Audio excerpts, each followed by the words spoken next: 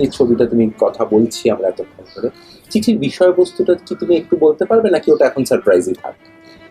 না, মূল বিষয়টা একটু বলবো, কিন্তু ছোট গল্পের মতোই গল্পের একটা টুইস্ট আছে, সেটা আমি চাইবো যে দর্শকরা ছবি দেখুন। মানে শেষ হয়েও হলো না শেষ। হ্যাঁ, এবং বা একটা যে আনএক্সপেক্টেড একটা সারপ্রাইজ, আশা করি সেটা দর্শকেরাও দেখতে পারবেন এবং এনজয় করতে পারবেন, সেইটা বলে দিচ্ছি না, কাজে পুরো গল্পটা বলছি না। মূলত গল্পের প্রেক্ষাপটটি হচ্ছে সেই অর্থে খুবই রিলেটেবল, কলকাতা শহরের মতো একটা জায়গায় বা অন্য শহরেও একজন বয়স্ক মহিলা একা থাকেন, এবং আমরা জানতে পারি যে তার ছেলে হয়তো বিদেশে যেটা থাকে। কলকাতার সিন। হ্যাঁ, অনেকেই এরকম আছি, আমরা যারা বাইরে কাজ করি, দেশেও অন্য শহরে হোক কি বিদেশে হোক, কাজ করছেন, ভদ্রমহিলা একা থাকেন একটা বাড়িতে।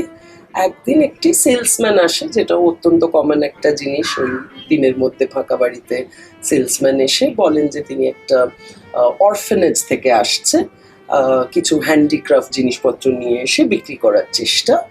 কিন্তু আমরা প্রথম গল্পের মোড়টা অন্তত শেয়ার করতে পারি, আমাদের একটা মনে হয় যে ছেলেটা কি এই মহিলাকে একটু টুপি পরাতে চাইছেন বা একটু সুবিধে কিছুটা নিতে চাইছে, হ্যাঁ, কিছুভাবে একে হয়তো ঠকিয়ে দেবে বা একটু টাকা চুরি করে নেবে, এইরকম একটা জায়গা থেকে যেটা বলবো যে একটা টেনশন একটু সৃষ্টি হয়।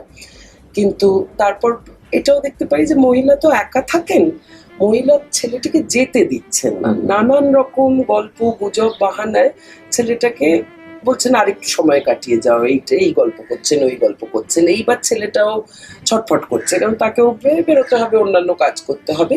এই টানাপোড়েনের মধ্যে থেকে কিছু জিনিস তার পরবর্তীতে আরো রিভিল হয়, প্রকাশিত হয়। সেইটা আমি চাইবো যে দর্শকরা এবং তুমিও ছবিটা দেখে সেটা এনজয় করো।